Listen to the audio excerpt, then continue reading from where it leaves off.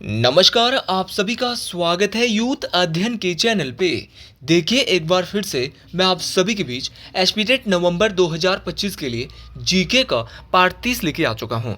Part 30 का जो पहला क्वेश्चन है कि बुद्ध का जन्म कहाँ हुआ था। तो अगर बात करें बुद्ध की जन्म की, तो बुद्ध का जन्म लुम्बिनी में हुआ था, जो कि वर्तमान में कपिलवस्तु के निकट नेपाल में स्थित है। इस बात को आपने डिटेल से याद रखना है। अच्छा, क्वेश्चन पूछने वाला क्वेश्चन आपसे ये भी पूछता है कि बुद्ध का जन्म लुम्बिनी में तो हुआ, लेकिन कब हुआ।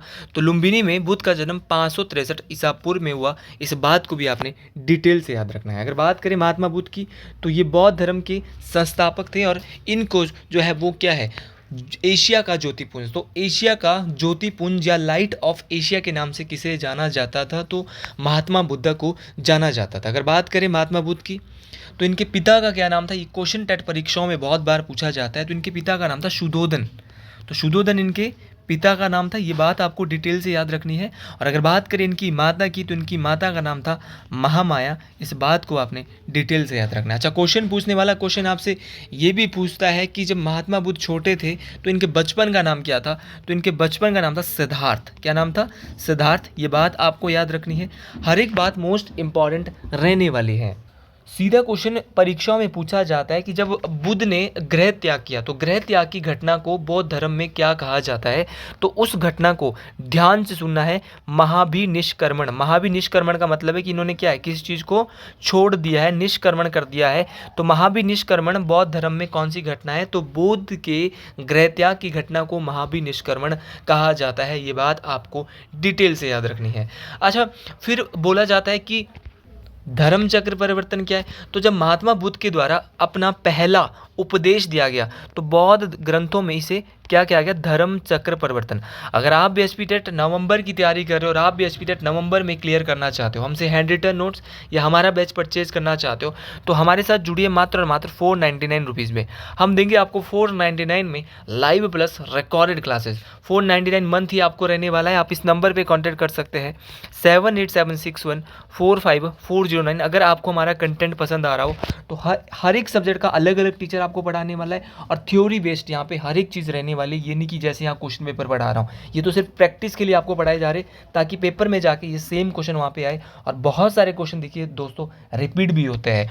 अच्छा, बात कर रहे थे महात्मा बुद्ध की। सीधा क्वेश्चन परीक्षाओं में ये भी पूछा जाता है कि जो महात्मा बुद्ध है, इनकी मृत्यु कब हुई। तो महात्मा बुद्ध की अगर मृत्यु की बात करें, तो इनकी मृत्यु 483 ईसा पूर्व में होती है। और 483 ईसा पूर्व में जो महात्मा बुद्ध की मृत्यु है वो कहाँ पर हुई थी, तो 483 ईसा पूर्व में महात्मा बुद्ध की मृत्यु या इनका जो निधन है वो आपका कुशीनगर में, कहाँ पे हुआ था, कुशीनगर में। कितने साल की उम्र में, 80 वर्ष की उम्र में। इस बात को भी आपने डिटेल से याद रखना है। तो 80 वर्ष की उम्र में जो महात्मा बुद्ध है, इनका क्या हो गया, कुशीनगर नामक स्थान में निधन हो गया। और इस घटना को बौद्ध धर्म में क्या कहा गया, महापरिनिर्वाण। तो 3 घटनाएं मैंने आपको यहाँ पे बताई। एक थी जब इन्होंने गृह त्याग किया, तो उसको बोलते हैं महाभिनिष्क्रमण। कोई सा क्वेश्चन भी आ सकता है। एक थी जब इन्होंने अपना पहला उपदेश दिया था, उसको बोला धर्म चक्र परिवर्तन, कि अपने धर्म को ही बदल दिया, है ना।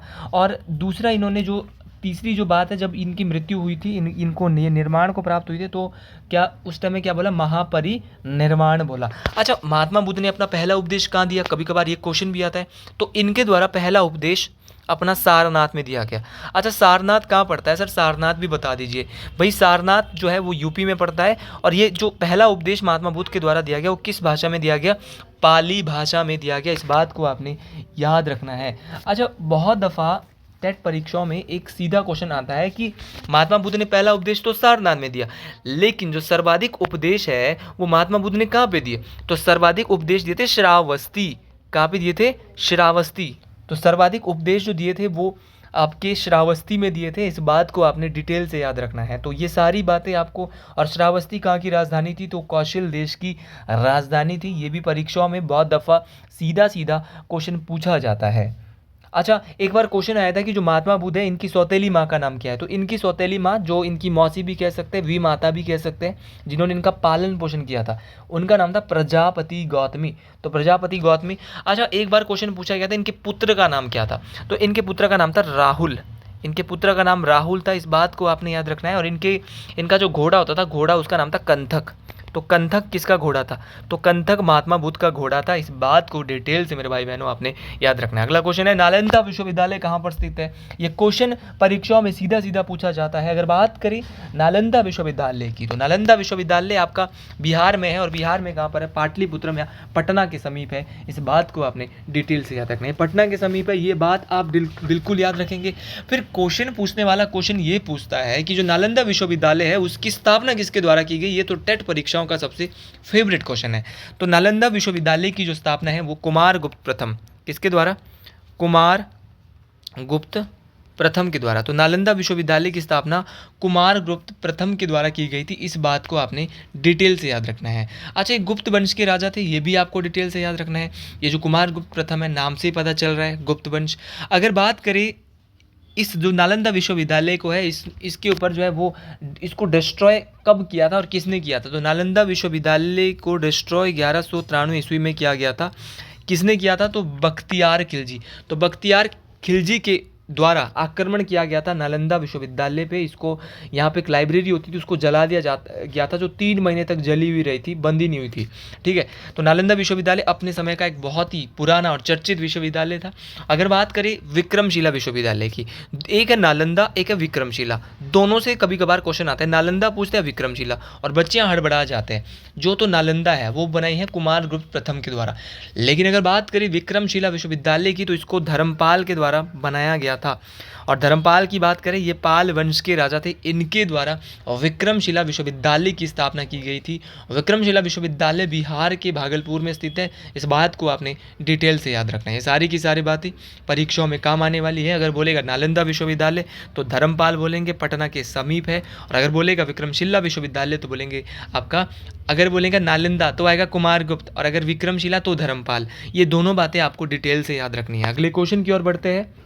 अगला क्वेश्चन यहाँ पे बोल रहा है कि दीन ए इलाही क्या था? अकबर के द्वारा सभी धर्मों के लिए समान रूप से एक वो बनाया गया था जिसको नाम दिया था दीन ए इलाही। तो अगर बात करें दीन ए इलाही की, तो दीन ए इलाही की स्थापना अकबर द्वारा शुरू किया गया एक धार्मिक पद था। इस बात को आपने डिटेल से याद रखना है। ये सारी बातें मोस्ट इंपॉर्टेंट है, ये सारी बातें परीक्षाओं में पूछी जाने वाली बातें हैं। तो दीन ए इलाही की स्थापना अकबर द्वारा शुरू किया गया ये एक धार्मिक पद था। इस बात को आपने डिटेल से याद रखना है। अकबर की बात करें, देखिए अकबर के द्वारा बहुत सारे युद्ध भी लड़े गए थे। अकबर की बात करें तो अकबर की दरबार में नवरत्न भी रहते थे। लेकिन एक एक बात हम यहाँ अकबर से करने वाले हैं। अकबर का जन्म कब और कहाँ हुआ था? तो अकबर की बात करें तो अकबर का जन्म 15 अक्टूबर 1542। तो 15 अक्टूबर 1542 को अकबर का जो जन्म हुआ था वो अमरकोट के राणा भिड़साल के महल में हुआ था। तो अमरकोट के राणा होते थे राणा भिड़साल, इनके महल में अकबर का जन्म 15 अक्टूबर 1542 को होता है। इस बात को आपने डिटेल से याद रखना है। अच्छा, क्वेश्चन पूछने वाला क्वेश्चन ये भी पूछता है कि अकबर ने अपने संरक्षक जो बैरम खान थे उनको कौन सी उपाधि दी? तो इनके संरक्षक का नाम क्या था? पहले तो यही क्वेश्चन पता होना चाहिए। तो इनके संरक्षक का नाम था बैरम खान। अच्छा, बैरम खान इनके संरक्षक थे। अच्छा, संरक्षक थे भैया, संरक्षक होने के साथ साथ अब अकबर ने इनको एक उपाधि दे दी जिसका नाम था खान ए खाना। तो खान ए खाना की उपाधि किसको दी? तो खान ए खाना की जो उपाधि है वो अकबर ने जो दी वो किसको दी थी? आपके बैरम खान को दी थी। अच्छा, अकबर की बात करें, अकबर के द्वारा 5 नवंबर 1556, ये बहुत इंपॉर्टेंट है। 5 नवंबर 1556 को कौन सा युद्ध लड़ा गया? पानीपत की दूसरी लड़ाई हेमू के साथ लड़ी गई, जिसमें हेमू की पराजय होती है और अकबर की विजय होती है। इस बात को आपने डिटेल से याद रखना है। अकबर ने सभी धर्मों के लिए समान रूप से क्या बनाया था? एक धार्मिक पथ बनाया था, धार्मिक धर्म की स्थापना की थी जिसका नाम दीन ए इलाही था। और दीन ए इलाही को स्वीकार करने वाला जो एकमात्र हिंदू था वो था आपका बीरबल। ऐसे क्वेश्चन आएंगे भाई आपके टेट परीक्षा बोलो, टीजीटी कमीशन की बोलो, कोई सी भी परीक्षा बोलो, ऐसे ही क्वेश्चन आते हैं। तो ये सारे क्वेश्चन आपको याद रखना है। अच्छा, अकबर के दरबार में आपके बहुत सारे लोग रहते थे, लेकिन उससे पहले जैसे अकबर के द्वारा सीधा क्वेश्चन पूछा जाता है कि इबादत खाने की स्थापना किस वर्ष की गई? तो अकबर के द्वारा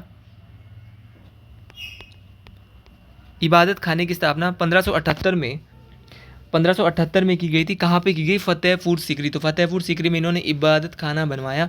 इस बात को आपने डिटेल से याद रखना है। अकबर के द्वारा दास प्रथा का अंत 1562 में किया जाता है। 1562 में ही अकबर को हरमदल से मुक्ति मिलती है और 63 में तीर्थ यात्रा कर की समाप्ति करते हैं, फिर जजिया कर की समाप्ति, जिसके लिए मैंने एक ट्रिक भी बहुत बार दिया है, दातीज। दास प्रथा का अंत, तीर्थ यात्रा कर की समाप्ति, जजिया कर की समाप्ति। अच्छा, अकबर ने अपनी राजधानी आगरा से फतेहपुर सीकरी कब स्थानांतरित की? तो आगरा से फतेहपुर सीकरी अपनी राजधानी 1571 में ले गए। फिर इन्होंने इबादत खाने की स्थापना कब की? 1575 के आसपास की। फिर दोबारा इबादत खाने के लिए सभी धर्मों का प्रवेश करने के लिए 1578 में दोबारा की। ये सारे क्वेश्चन बहुत इंपॉर्टेंट है। और उसके बाद ये अपनी राजधानी लाहौर कब इन्होंने स्थानांतरित की? तो लाहौर इन्होंने 1585 में अपनी राजधानी स्थानांतरित की। अकबर की बात करें तो इनका टाइम पीरियड भी कभी टेट में पूछा जाता है। 1556 से 1605 ईस्वी तक इनका क्या है? टाइम पीरियड है। ये बात भी आपको डिटेल से याद रखनी है। ये सारे क्वेश्चन परीक्षाओं में बार बार पूछे जाते हैं। अच्छा, इनकी एक रचना है जिसका नाम है अकबरनामा। अकबरनामा की जो रचयिता है वो है अबुल फजल। कौन है दोस्तों? अबुल फजल। तो अबुल फजल की बात करें तो अबुल फजल आपकी रचयिता है। किसके रचयिता है? अकबरनामा के। इस बात को आपने डिटेल से याद रखना है। ये क्वेश्चन परीक्षाओं में पूछे जाते हैं और ये क्वेश्चन बार बार आपके आते हैं।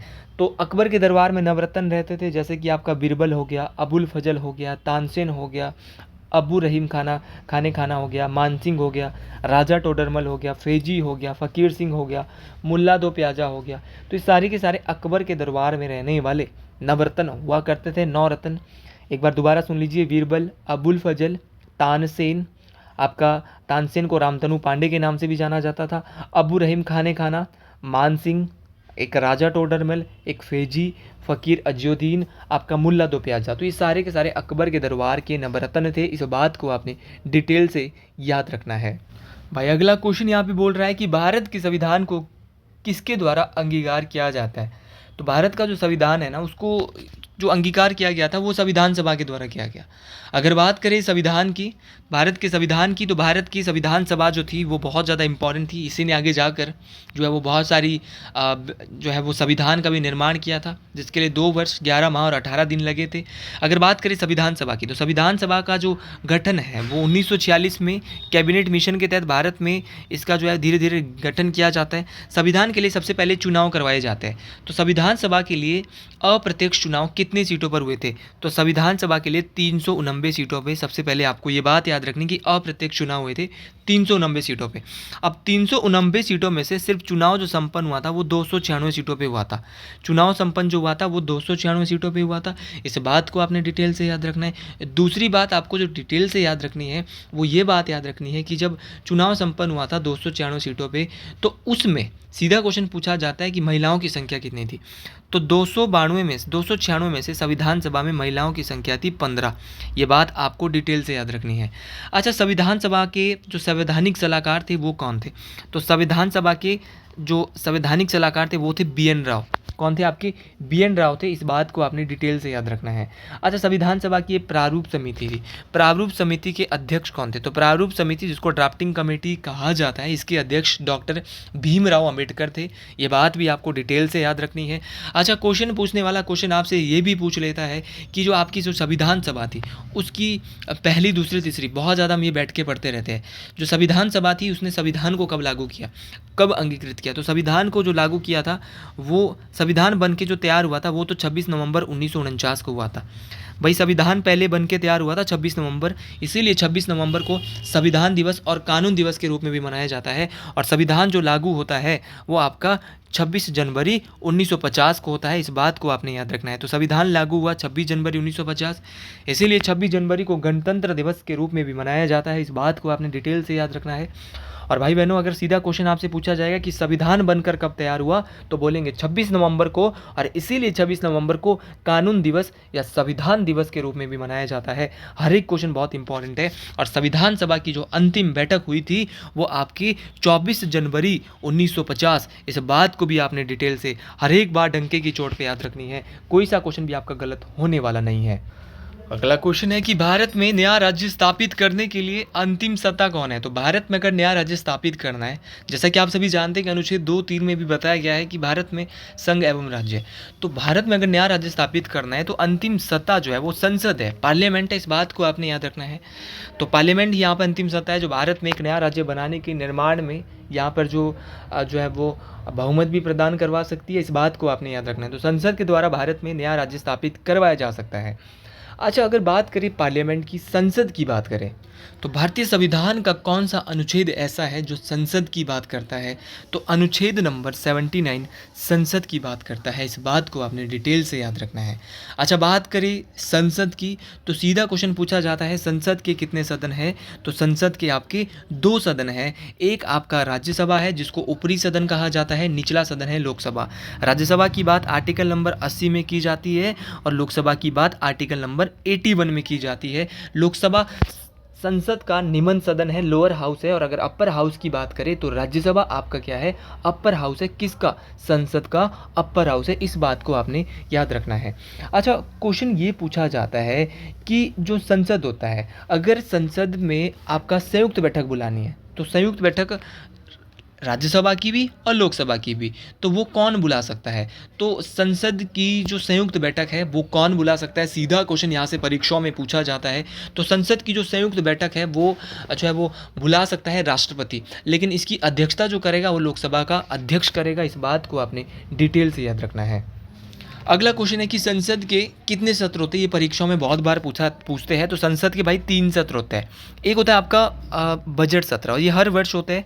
बजट सत्र जो होता है वो आपका फरवरी से मई के बीच में, तो फरवरी से जो मई होता है वो आपका बजट सत्र होता है। फिर आपका मानसून सत्र होता है। अगर मानसून सत्र की बात करें मित्रों, तो मानसून सत्र जो होता है आपका जुलाई से जो होता है वो आपका सितंबर तक होता है। ये बात आपको डिटेल से याद रखना है। तो जुलाई से सितंबर आपका मानसून सत्र होता है। और अगर बात करें शीतकालीन सत्र की, तो ये नवंबर से लेकर दिसंबर तक होता है। तो 3 सत्र होता है, बजट सत्र, मानसून सत्र और आपका शीतकालीन सत्र। और तीनों के तीनों सत्र आपको याद रखने हैं, परीक्षाओं में बार बार पूछे जाते हैं। अगला क्वेश्चन यहाँ पे बोल रहा है कि भारतीय संविधान प्रदान करता है, क्या प्रदान करता है भारतीय संविधान? तो भारतीय संविधान एकल नागरिकता। भारत में तो आधार कार्ड ही चलता है ना पूरे देश में, ऐसा तो नहीं कि भारत में दोहरी नागरिकता है। और जब भी हम अपने बैचेज में सारी चीज़ें मैं बच्चों को पढ़ा रहा हूँ, बच्चों को पता है कि चीज़ें कैसे पढ़नी है। एक एक बात हम अपने बैचेज में थ्योरी वाइज पढ़ा रहे हैं, उसमें ये नहीं कि हम सीधा ही एक क्वेश्चन वाइज बहुत ही डिटेल से पढ़ा रहे कि नागरिकता कैसे है, कितने प्रकार की होती है, प्राप्त कैसे की जा सकती है, छोड़ी कैसे जा सकती है किसी देश की नागरिकता। अगर बात करें नागरिकता की, तो भारत देश में एकल नागरिकता है, सिंगल सिटीजनशिप है। और हम बहुत बार मैंने ये भी बोला है कि सिंगल सिटीजनशिप का जो कंसेप्ट भारत के जो संविधान में लिया गया है वो कहाँ से लिया गया है? वो आपके ब्रिटेन देश के संविधान से लिया गया है। ये भी आपको डिटेल से याद रखना है। अच्छा, एकल नागरिकता का कंसेप्ट आपके इंग्लैंड देश से लिया है। भारत में एक ही आधार कार्ड चलता है पूरे देश में, आप जैसा कि सब लोग जानते हैं। तो अगर बात करें एकल नागरिकता के कंसेप्ट के, तो नागरिकता को 5 प्रकार से तो प्राप्त किया जा सकता है और 3 प्रकार से उसको छोड़ा जा सकता है। तो ये भी आपको याद रखना है। और भारतीय संविधान का जो आर्टिकल नंबर 5 से 11 है, ये किसके बारे में बात करता है? तो ये नागरिकता के बारे में, सिटीजनशिप के बारे में बात करता है। और भारत में कैसी नागरिकता है? आपकी एकल नागरिकता है। इस बात को आपने याद रखना है। ये सारी की सारी बातें मोस्ट इंपॉर्टेंट है। और भारतीय संविधान का भाग 2 पार्ट 2 किसके बारे में बात करता है? सिटीजनशिप के बारे में बात करता है। सीधा क्वेश्चन बहुत दफ़ा परीक्षाओं में पूछा गया है, इसीलिए आपको हर एक बात को डिटेल से याद रखना है। परीक्षाओं के लिए ऐसे सीधे क्वेश्चन आते रहते हैं, इसीलिए एक एक बात को आपको याद रखना है। अच्छा, अगर बात करें कुछ भारतीय संविधान के भाग की, तो भाग 3 किसकी बात करता है? तो भाग 3 भारतीय संविधान का फंडामेंटल राइट्स के बारे में, मौलिक अधिकारों के बारे में बात करता है। अच्छा, भाग 4 किसकी बात करता है? तो भाग 4 की बात करें तो भाग 4 DPSP, directive principle of state policy, राज्य के नीति निर्देशक तत्व 36 से 51, ये भी आपको डिटेल से याद रखना है। वर्तमान में भारतीय संविधान में 25 भाग है, ये भी आपको डिटेल से याद रखना है। और आपकी जो है वो अनुसूचियाँ 12 है और अनुच्छेद तो देखो 395 है मूल रूप से। तो वैसे तो अगर कहूँ तो 448 लोग बता दें, लेकिन 395 में इनको जोड़ा गया है। तो आज के लिए हम अपनी क्लास को यहीं पे रोकते हैं। और साथ में आप ये भी याद रखेंगे, अभी 16 सितंबर था, पीछे 16 सितंबर को ओजोन दिवस मनाया गया था। तो आज के लिए इतना ही। वीडियो अच्छी लगी हो तो कमेंट बॉक्स में ज़रूर लिखें। हर हर महादेव।